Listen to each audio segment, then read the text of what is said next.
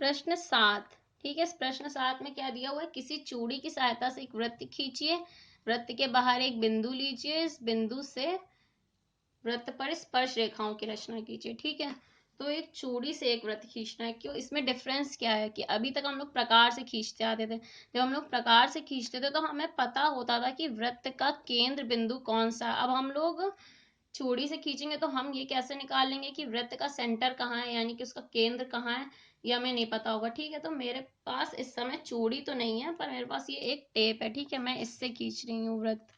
आप लोग के पास चूड़ी है तो आप चूड़ी से खींचिए, मेरे पास यही है तो मैं इसी से एक वृत्त खींचती हूँ। ठीक है,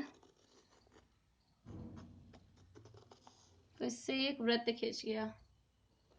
ठीक है, अब क्या क्या डिफरेंस है, जो हमारे पास ये जो वृत्त है इसका हमें केंद्र नहीं पता है कहाँ है। हमने इसके बाहर एक बिंदु ले लिया P, जहां से हमें इस पर स्पर्श रेखा खींचनी है। हमें इसका केंद्र तो पता नहीं है, यहाँ बाहर से स्पर्श रेखा खींचनी हर बार। वरना हम लोग क्या करते थे, बाहरी जो पॉइंट दिया हुआ था तो उसको केंद्र से मिलाते थे, फिर उसको समद्ध भाजित करके जो जो वृत्त बनता था वो जिस जिस बिंदु पर काटते थे उसे मिला देते थे तो बन जाता था।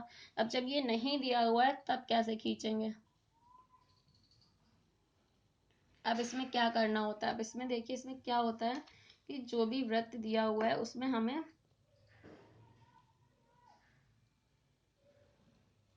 कोई भी दो जीवाएं ले लेते हैं। ठीक है, जैसे कि एक हमने यहाँ पे ले ली और एक जीवा हमने यहाँ पर ले ली।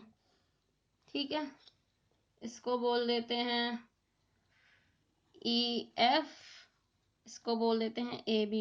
ठीक है, अब क्या करना होता है, इन दोनों का लंब समद्विभाजक खींचो और ये दोनों जहां पर भी मिलेंगे दोनों का लंब समद्विभाजक वही केंद्र होगा। ठीक है, मैं इसका लंब समद्विभाजक खींच रही हूँ पहले AB का।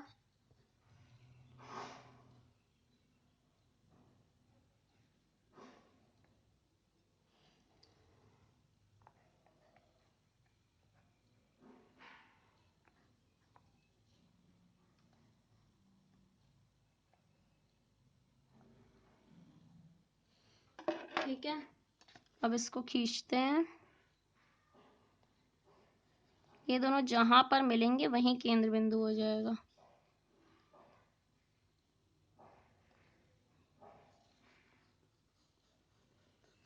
ये दोनों कहाँ पे मिल रहे हैं, इस पॉइंट पे, इसको हम O दे देते हैं, केंद्र हो गया। अब क्या, अब तो बहुत आसान हो गया कि अब हमें केंद्र पता चल गया। अब पहले जैसा हम करते थे वैसे ही करेंगे, ये केंद्र हो गया, ये पॉइंट P हो गया, इन दोनों को जोड़ दिया, फिर इसका लंब समद्विभाजक खींचा,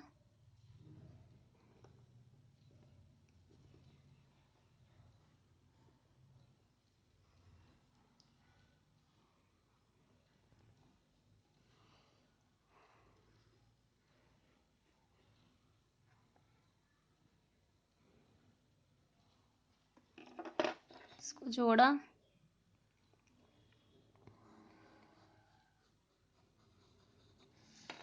अब हम क्या करेंगे, इसको केंद्र मानकर और इसको त्रिज्या लेकर, ये दोनों बराबर होने चाहिए, एक वृत्त बना देंगे।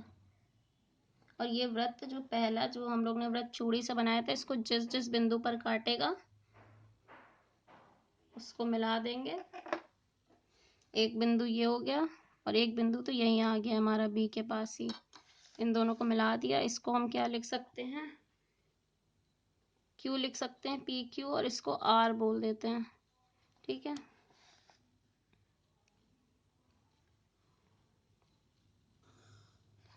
ये ज़रूरी नहीं कि आपका इसी पॉइंट पर आए, मेरा इसी पॉइंट पर आ गया है वो, पर ज़रूरी नहीं कि यहीं पे आए, तो थोड़ा सा आगे भी है, वो आप लोगों को फोटो में समझ में नहीं आएगा, पर थोड़ा सा आगे है।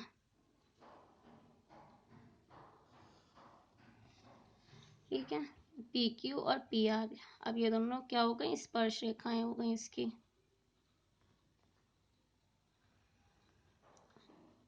स्पर्श रेखाएं दोनों बराबर होती हैं, इसलिए दोनों बराबर लिखा है।